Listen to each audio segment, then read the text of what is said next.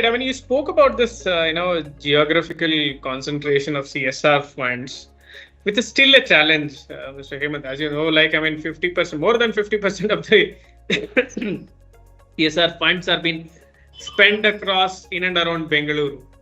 I think there is still a thought process and the motivation required to reach out to the remote and underserved areas of where there is a need for such kind of support.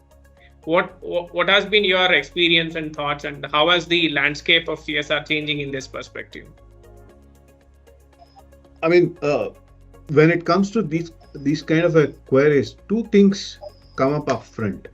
One, in even if it's a large corporate, the size of the CSR team is always very small. So, but they also have this objective of meaningful spend which needs to be made, and outcomes need to be looked at, monitored, evaluated. So there are many boxes which needs to get ticked when the CSR spend is happening. So when we have multiple boxes to tick, then we look at how much we can stretch. And when that becomes a parameter to look at, then it is always where the nearby areas get the priority. And the second component to it is, if we go distant, is there a support mechanism which is existent over there? So unfortunately, that support mechanism also doesn't exist to that extent where it can support if we also make an effort to spend at that point at those kind of geographies. So even as simple as commuting might become an issue, or even a stay might become an issue. So these are the kind of things which will affect the entire. If we go beyond this also, then simple things as which are the organizations to whom I can rely on. How can I rely on? And monitoring, distant monitoring, how much ever technology can be brought in or integrated, still in-person monitoring is different from a technology-based monitoring to that extent. So it's only the numbers and other things which are visible through a technology, but you don't know the other side of those numbers. How did those numbers come in? So to feel comfortable, one needs to have a lot more visibility. So that visibility constraint is what drives several times the decision of investing in the nearby areas or in wherever the feasibility can happen. So that is from on the one side of it. But on the second side of it, now that the government is making an effort to provide a lot more comfort and also the supporting ecosystem in these left out areas for interested corporates, now corporates are thinking whether we can go with the government for doing this. So there has been a small window which is getting opened for doing activities. So that's on the positive side of the entire story. Okay. Mr. Hemanth, I have a follow-up question on when you said government. Again, corporate social responsibility spirit lies at the heart of the organization to indulge themselves in the core development activity, rather than mere being supporting the government initiative or supplementing or these initiatives. What do you think?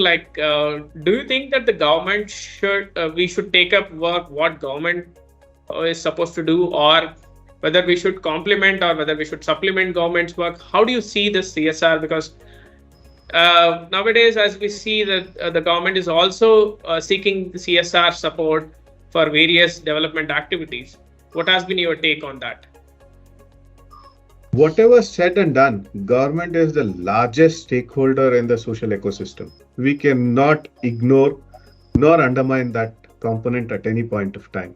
So as a largest stakeholder and the key stakeholder also, which can take up within the social spectrum or the ecosystem, it is important for us to collaborate with them in the possible ways to do that. It is not just writing a check. When we say corporate social responsibility, from a spirit of that perspective, being an active driver in the developmental component of it, it is also to ensure government can be a collaborator, but that doesn't mean that we just write a check. We can ask the government to be an active collaborator also and do the entire initiative.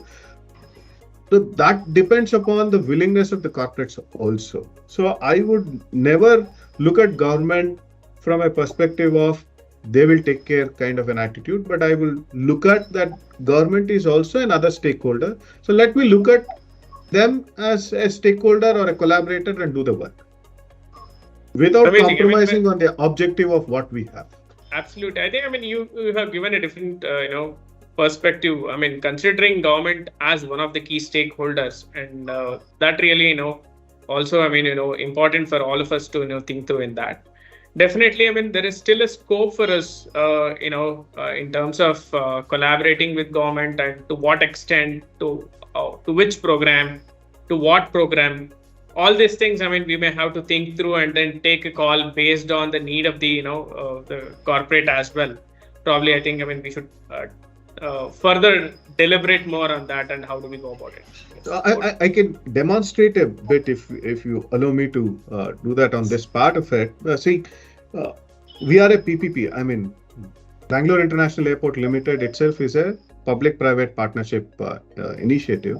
So we take the same spirit to the CSR part also.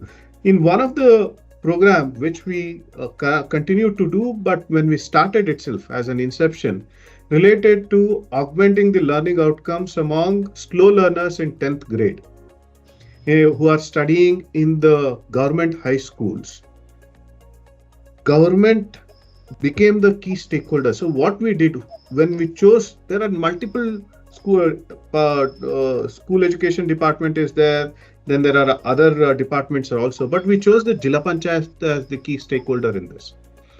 And second part, we ensured that we had an escrow account for all the funds we transferred to the Jila Panchayat.